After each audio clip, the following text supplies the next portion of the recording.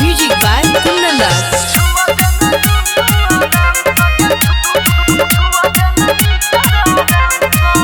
छोड़ी छिए हम बिजली के फीटर आना ठीक कर देबोगे मीटर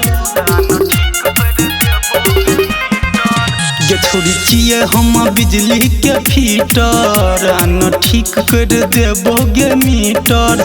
देबो शॉर्ट छोड़ा कनी मीटर सटा कनिया न गे छौरी धियान से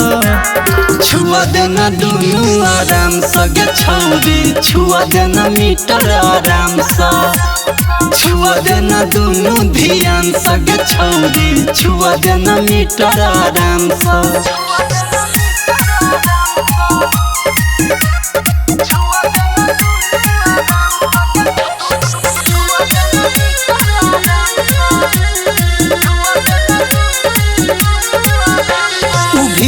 गे हाथे बैठल छियो साथे तो हमरो करेंट छोड़ी लग जेते गे छो बोर्ड पूरा खुला लगे छौ गे झूला कते दिन से छौरी लटकल छौ गे उ भीड़ नहीं गे हाथे बैठल छियो साथे तो हमरो करेंट छोड़ी लग जेते गे छो बोर्ड पूरा खुला लगे छौ ई झूला कते दिन से छौरी लटकल छौ गे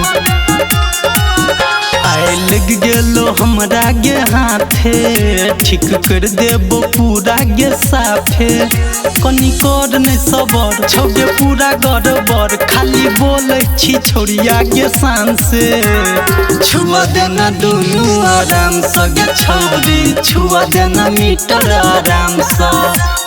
छुआ देना दुनू ध्यान से गे छौरी छुआ देना मीटर आराम से।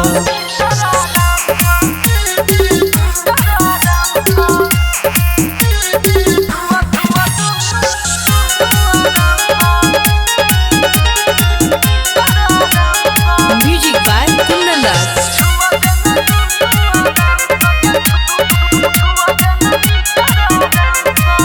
छोड़ी मारे छो झटका सामान छो पुरनका के ना के ई पावर संभारे छो गे खाली बड़े छो भुक भुक कहै छी गे चुप चुप दुनू फ्यूज तोहर उड़ल छो गे छोड़ी मारे छो झटका सामान छो पुरनका के ना के ई पावर संभारे छो गे खाली बड़े छो भुक भुक कहै छी गे चुप चुप दुनू फ्यूज तोहर उड़ल छो गे